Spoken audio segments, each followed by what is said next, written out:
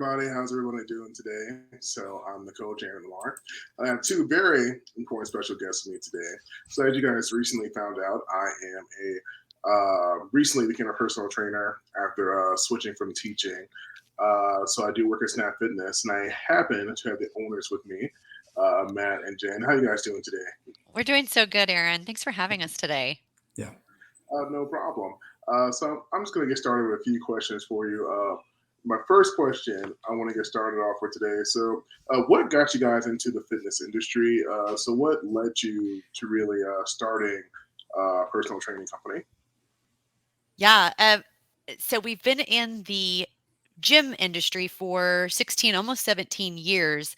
Uh, Came to that even by our own wellness journey. Um, right after college, Matt took a job and that moved us out to LA where we indulged there. We indulged a lot. And when it came time to transfer back to the Kansas City region, we were 23, we were overweight, and we didn't really have any tools to get the weight off. And we were introduced to a wellness company. And so through that wellness company, we were actually able to have great success with the supplements. We're able to build a nice side income, um, paid off a ton of debt. And that's where it really sparked the interest of movement and how we could accelerate our own our own weight loss journey. And the more results he and I both got, the more people are like, "What are you doing? Can you coach me?" And it was about that same time Matt was traveling with his job at that point, and he had just gone to the local gym. And he called me from inside and he's like, "I know the next gym you're going to join." And I was like, "Ah, cool. Yeah. Yeah, let's go." Cause I totally hated the gym I was a member at. He goes, "No, no, no. You're going to open one." I was like, "I'm sorry. What? Like, I don't know the first thing about running a business, let alone a gym." He goes, "No, no, no. You're going to be great." And it just started from that. And Matt, I'll let you pick up the rest of the journey. I like telling that part of the story because you were just like, "Nah, it's going to be fine." Yeah. And I don't know if there's much I can add on because that's pretty much how the story worked. But Yeah. I think the one thing I would say, we were getting results, but we didn't like, Jen kind of mentioned this, we didn't like the gyms that were available at that time. They just weren't for our lifestyle. We had two young kids. They were the global gyms. You had to walk through a big parking lot, then through a huge gym of people that were in shape, and then to the locker room. And then by the time you got onto the floor, you'd already spent 30, 40 minutes and you hadn't even started your workout. It just was not the most comfortable place to work out in. We got results there. We just didn't really like going there. When I found this more of a small 24-hour key card access gym while I was traveling, I was like, this is what our community needs. There were none of them back then. This was 16 years ago. I said, if I love this so much, I know other people are going to love this. That's kind of how we got into the fitness industry. It was Yeah. one, because we got in shape ourselves, but then two, we wanted to provide a gym that we would like to work out in. And that's how we started working in the gyms. And it's so funny you say that, and I always forget to tell that story because we were the first Snap Fitness franchise, um, in Kansas. We Yeah. were the first to bring the concept to Kansas, and, from there, it just, you know, if you're in the wellness industry, you saw how fast that sector just exploded, and then we've been doing it ever since. Along the way, I got my personal training certification just because I've just it really sparked a passion in me. Um, and I think the more that I spend with trainers, the more I just absolutely fall in love with what we do. It's so fun what we do. Of course, great, great. So, you actually touched on this a little bit. For my next question, why is personal training such an important career? I know you touched on, weight loss, getting yourself in shape. When I was doing a few, I've done actually one consult, and there Mm. was a man that came in telling me that he had to lose 40 pounds. He was going through a divorce. He wanted to feel better about himself. But why do you think personal training is such an important career? I'm really glad that you say it in that language because most people come to us with a goal of an away from goal. And what I mean from that is they want to lose weight or they want to get off a certain medication or they a few years ago we said it let's save some lives. it's kind of an away from goal. And what I love about personal training, yes, are we preventative? Absolutely. But where I really love it is it's literally for everyone. Not only are we helping people that are close to the real yucky stuff, but we can also take someone that maybe on the outside you could see as, just peak physical condition and take them to, like their perfect body form, whether it's a certain body fat percentage, whether it's teaching them how to manage their stress, whether it's, getting them off the treadmill. So we're not only preventative, but we're also like helping people to realize that perfect version of themselves doesn't have to take a ton of time. I think that's what I love about personal training so much. Like there's no person that doesn't need a personal trainer, in my opinion. Yeah, Okay. I think what I would add on to that, just reading the question, why is personal training such an important career? Flat out, you can change the world doing this. And I know that may be like a very bold statement, like, really? I mean, you can change the world doing this. I think the best way for me to explain why I feel that way is, I guess, also, I've got two versions of personal trainers. So, one, I'm a gym owner, but I don't train clients inside the gym. I train them online only. But if you're looking inside a gym, this is all going to come together. But a personal trainer has the opportunity to set the culture in a gym that affects hundreds of people that are coming through there every day. Their attitude, not just if they're working with you, the way they carry themselves, all the things they do. And if they're successful in doing those things and they put in the repetition, just like you put in repetition of lifting weights and doing the right things, they can build a tremendous career where they can change a lot of lives. They can also make a good amount of money. They can have freedom in their schedule. But I guess going back to where I said that bold statement, you can change the world. If you don't mind, I'm going to take you through maybe why I really feel that way, if you're okay with that. I'm here for Perfect. sure. Go ahead. So, Me too. yeah, rewind 2 years ago in my personal life. I'm in the gym industry.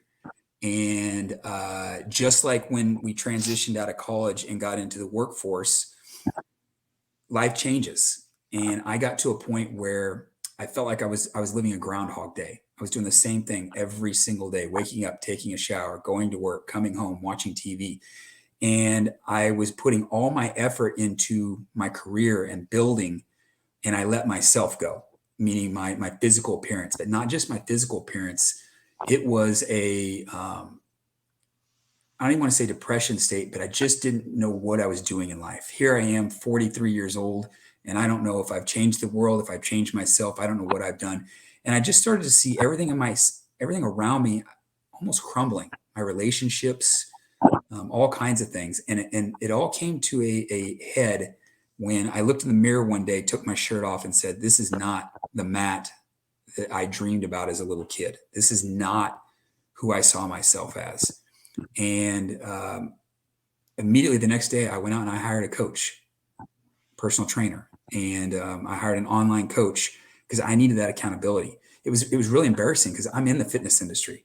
I know how to do macros, I know how to do workouts, I know how to do all that, but I wasn't living what I preached. I had become an everyday average person, and there was no excellence in my life anywhere, relationships anywhere. Well, I hired this coach. I got in shape. I got introduced to a mindset coach. Jen and I both did. This is where you can change the world. This mindset coach 2 years ago, working with him and other people, we developed, what we put in our gyms, and then how we train clients online, the Phoenix method. It's not based around counting macros and doing a bunch of cardio and all that stuff. We get clients in the door by them wanting to probably lose some weight. But at the end of the day, when we work with someone, whether it's in the gym or online, at the end of the 16 weeks, they're not the same person they were when they started. Yes, we're looking at nutrition. Yes, we're looking at weightlifting. We're getting rid of all the cardio because you don't need to do cardio.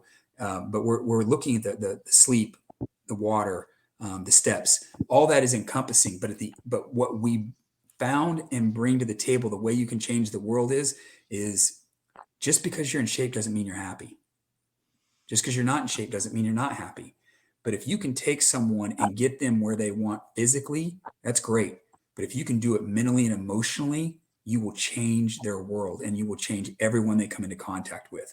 And that is how I say you can change the world. If you're just in their counting sets and looking at their macros, that's one thing. But when you start encompassing the stress, the relationships, and all the things that come into their life, and you can help change those, because that's what happened for me.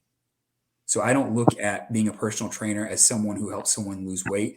I look at it as someone who helps change their entire life, because that's what happened to me. And that's what a personal trainer can do for someone, whether it's online or in person. Hear, hear. Wow. Yeah. And there's probably even more to that story. It's just, it was a life-changing experience when I got away from trying to lose weight and I got to trying to be a better person. Mm-hmm. And I went back, and I go back to that time, and I think I blamed it on the hours I was working. I blamed it on that I had kids, so I couldn't eat healthy. I blamed it on my wife. I blamed it on everyone around me why I couldn't do it. And it all boiled down to I had to become the person that I needed to be. And when I started, it's like when you get on a plane, they say, put that mask on first so you can help someone else. And until I realized that I have to help myself, physically, mentally, every part of my life, when I got right, everything around me just changed. And that's pretty amazing. Wow, that was such an amazing story. They kind of made me think just right there. They kind of answered like the next 3 questions actually that I was going to ask. But yeah, but just hearing what you said, yeah, I do understand like getting in shape, but because I've struggled with my weight for years. I would be fat shamed not just by my students, sometimes by my family, and that was kind of like that kind of made me want to get in shape. But if I'm not happy, then what am I doing this all for? So yeah, that was very well said. Thank you for sharing that. Yeah, absolutely. Jen, do you have anything to add to that? No, that was beautiful. Of course. Well, thank you. Well, you did. Since you kind of answered the next question, I'm just going to go ahead and go to a cheat meal question. So what is your favorite cheat meal of the day? For me personally, it's a sausage pizza from any kind of pizza place.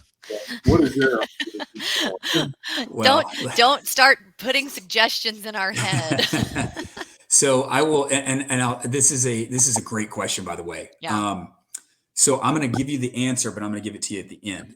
So I will tell you that I used to look at weight loss and those things as if I worked really, really hard for 5 or 6, 7 days, 5 days, and then I get to the weekend, then I could have my cheat meal. And then I'd always eat that cheat meal and I'd feel like dirty, like I did something wrong. And then I feel like I had to start over. And I think that's what we see so much in the industry. It's so confusing out there what all's on the market. I mean, do you do low carb, no carb? Do you do keto? Do you drop sugar? Do you don't? And it's all bullshit. I mean, you don't have to do any of that. You just have to eat the right things. So the reason I preface that is I don't really have a cheat meal because for me and in our program, what we like to do is we want to get someone, we want to shred all the fat down, get all the fat off of them and build the muscle.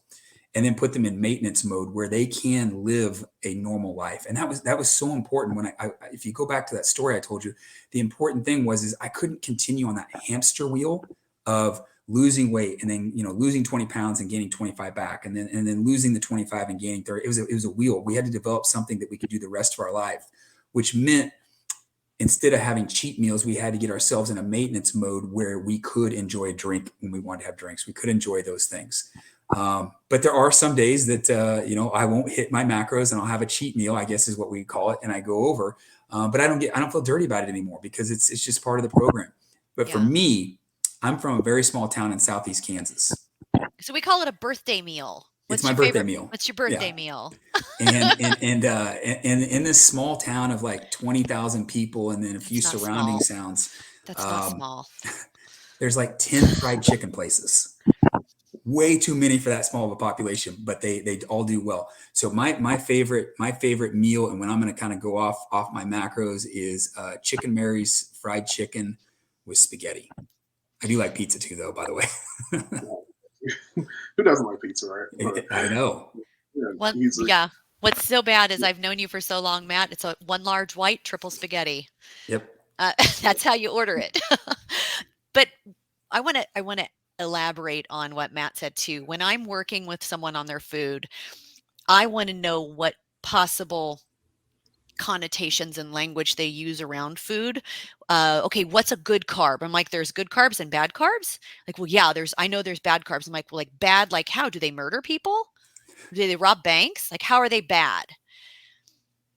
Because I want to break down the language that we assign to fuel. A food is a food is a food. So it's going to do the exact same thing in the body. What happens where weight gain can occur is because there's an imbalance. And so we want to remove as many emotions around the food as possible. The easiest way to do that is to make sure that there's something that they find true joy in, and make sure that it's in their program on a daily basis. For me, it's brownies. I really like brownies. I really like peanut butter too. It's peanut butter. But I make sure that that type of a thing is in every single day, because then I don't feel like I need to quote unquote cheat, because the thing that I was going to cheat with is already in my day. I've already planned my day for it. And so there's no ethical dilemma around it. There's no good or bad. It's just peanut butter.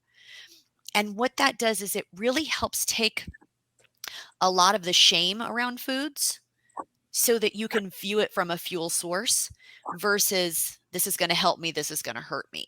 Now, we all know, especially as coaches, we all know that high volume foods is going to be just that much more power in the gym. But if somebody wants a brownie, I'm not going to say, no, it's a bad carb, you can't have that. Like, I'm going to say, okay, let's have that brownie. Let's work our day around it so you can make sure you can have that brownie and put zero emotion behind it. And then once they start working their day, they're like, I'd rather have a bowl full of grapes than that brownie. I'm like, cool. And if you want to have a brownie, it's fine. I would like to go back to the pizza thing, though. I know. Now it's like I have a all I've question got for is you pizza now. in my head. I know Jen's answer. I have a question for you. So do you Okay. put pineapple on pizza or no? Is that a sin or is that a good thing? Don't break my heart, Aaron. Okay, I do put pineapple on pizza. So the only thing I will not, the only thing I won't put on pizza is anchovies. That's the only thing. Oh yeah, that's gross. But otherwise, I like pineapples, pepperoni, sausage, pretty much everything. Yeah, I sometimes, when I put pineapple on my pizza, people yell at me. Like they like, what are you doing? Like worth it. Especially if East Coast. So I work with a lot of East Coast guys that are from New York and New Jersey, and they're entrenched in that pizza. And I throw pineapple on it, man, they're offended. So I had to ask you that question. What's our favorite? Oh God, what did we used to get, babe? It was pineapple, sausage, pepperoni, mushroom, black olive. Yeah, you'd be friends with my wife. She loves olives, peppers. Love it. I think she put everything. Like butter. Yeah, she put all kinds of stuff on there. But yeah, pineapple, love it, love pineapple. But this is actually going to tie to next question. So, what is your favorite thing to do on your rest day? So, when you have a day off, if you have a day off, what is your favorite thing to do? So, do you want me to take this first? And I'm so glad I asked the age group that we were, because I was going to say one thing, and I'm glad I filtered it. So, my actual favorite thing to do on rest day is rest. I love naps. I try to make sure I have some kind of a nap or a little power nap almost every single day, because it just recharges my battery. You said, do we have a day off? We're only lifting like 4, maybe 5 days a week. If it's like, I think Matt's doing 5 right now because he's in a bulk. So on those rest days, we still get our steps, but I always try to make sure that I have something that's going to, number one, reroute me in my purpose, something that brings me joy, whether that's, working with my coaches, whether that's, reading scripture, whether that's just meditation. I'm going to have something that roots me back into my purpose. And then I'm going to have actual rest to where I don't give my brain another way to spin off into a new idea. I actually just shut everything off for 30 minutes and it's wonderful. And we turn on the golf channel and we take a nap. You can tell we've been married for 22 years because my answer is about the same as hers. We've fallen into that nice groove. I would say, I generally work out 3 to 4 times a week. I'm doing, for an hour. It's no more than that, no cardio. So I do have rest days. Right now I'm on a 5 day a week, but even on my off days, I call them active rest. So I'm still getting in my 10,000 steps, eating, pretty healthy and doing those things. But to rest, I like to shut things down. I mean, I like to turn the phone off, and I like to rest and take a nap, and I would say I like to get out and do a walk, but I try and do that every day anyways. But when I don't have a day where, it's a rest day, I like to kind of shut things down and kind of reflect on things that have gone on during the week and turn on the Golf Channel and take a nap. It's the golf. The minute he sees the Golf Channel, he's like, oh yeah, nap time.